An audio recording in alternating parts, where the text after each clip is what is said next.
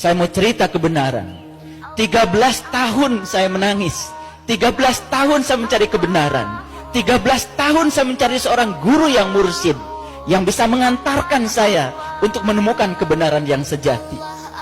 Dari kecil saya belajar sholat. Umur 19 tahun saya sudah hafiz Quran. Karena bapak saya kiai. Semakin saya membaca Quran, semakin dalam membaca Quran, saya semakin tidak bisa tidur. Semakin gelisah batin ini.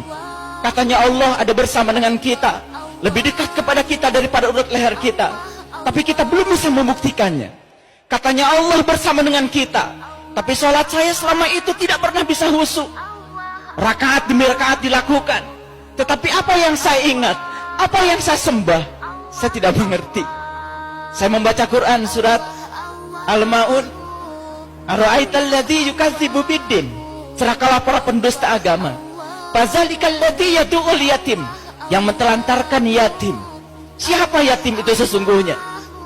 Dari kehidupan kita sehari-hari kita tahu yang namanya yatim adalah mereka yang tak beribu, yang tak berbapa. Tapi begitu saya membuka lembaran-lembaran kitab yang hakiki, ternyata yatim bukan yang tak beribu, tak berbapa.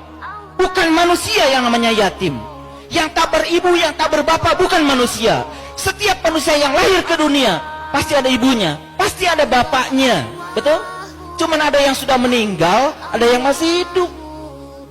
Siapa yatim itu sesungguhnya? Yang tak beribu, yang tak berbapa. Berarti yang yatim adalah yang tidak pernah dilahirkan. Siapa yang tidak pernah dilahirkan? Yang tidak pernah dilahirkan adalah jiwa kita. Yang tidak pernah dilahirkan adalah diri sejati kita. Itu yang tidak pernah dilahirkan. Itulah diri kita yang sebenarnya, yang ditiupkan langsung oleh Allah. Fa idza sawaituhu wa nafakhtu fihi min ruhi faqul lahu sajidin. Dan ketika aku telah selesai menciptakan tubuhmu, aku tiupkan ruhku. Itu yang yatim. Itu yang banyak ditelantarkan oleh kita. Salat kita cuma raganya saja. Jiwa kita di mana? Cipta kita di mana? Rasa kita di mana? Kita tidak pernah berhubungan dengan yang tiga, hanya berhubungan dengan raga saja. Lalu banyak rakaat yang dilakukan, tapi rakaat demi rakaat tidak membuat kesadaran kita semakin hari semakin bertambah. Tetap sakit hati kalau diomongin orang, tetap marah ketika orang marah kepada kita, tetap reaktif kepada situasi yang tidak kita inginkan, tidak pernah nyaman dalam kontradiksi.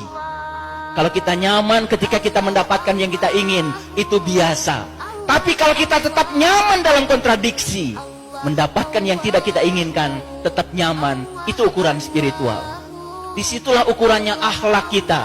Sholat bukan tujuan, tujuan kita adalah akhlak. Nabi Muhammad menjadikan sholat sebagai sarana untuk membangun akhlak. Saya bertemu dengan seorang guru yang mursyid, yang bisa mengajarkan cara meniti ke dalam diri, menemukan siapa diri saya, siapa Tuhan saya. Justru saya tidak menemukan di pesantren, tanpa menganggap rendah pesantren. Jadi kalau begitu, di mana sebetulnya ilmu agama yang sebenarnya itu ada? Saya cuma punya satu keyakinan, karena Allah dalam hadis qudsi mengatakan, para waliku ada di bawah naunganku, dan tidak ada mengenal seorang wali tanpa seizinku. Kewalian seseorang tidak akan pernah ditampakkan kecuali kepada mereka yang mencarinya, yang merindukannya. Saya cuma bisa mendoakan pada ibu bapak sekalian, semoga setelah ini bapak ibu bisa menemukan seorang pewaris ilmunya Nabi, yang bisa mengajarkan ilmunya Nabi. Seorang sahabat bertanya pada Rasulullah, ya Rasulullah, aku bahagia hidup sejaman dengan engkau, karena aku mendapatkan ilmu langsung dari tanganmu. Apa kata Rasul? Engkau bahagia karena hidup sejaman dengan aku, tapi jauh lebih bahagia umatku, kata Nabi, yang hidup tidak sejaman dengan aku, tapi mereka masih dapat ilmuku dari para pewarisku. Maka Nabi mengatakan, al-ulama warasatul anbiya. Ulama adalah mereka yang mewarisi ilmunya Nabi. Di mana ilmunya Nabi sekarang? Subhanallah. Yang menceritakan Allah banyak orangnya, yang tahu Allah sedikit orangnya. Yang mengaku menyembah Allah banyak orangnya, tapi yang diaku oleh Allah bahwa dia menyembah Allah sedikit orangnya. Allah sendiri mengatakan di Quran, Sullatun minal awwalin wa qalilun minal akhirin.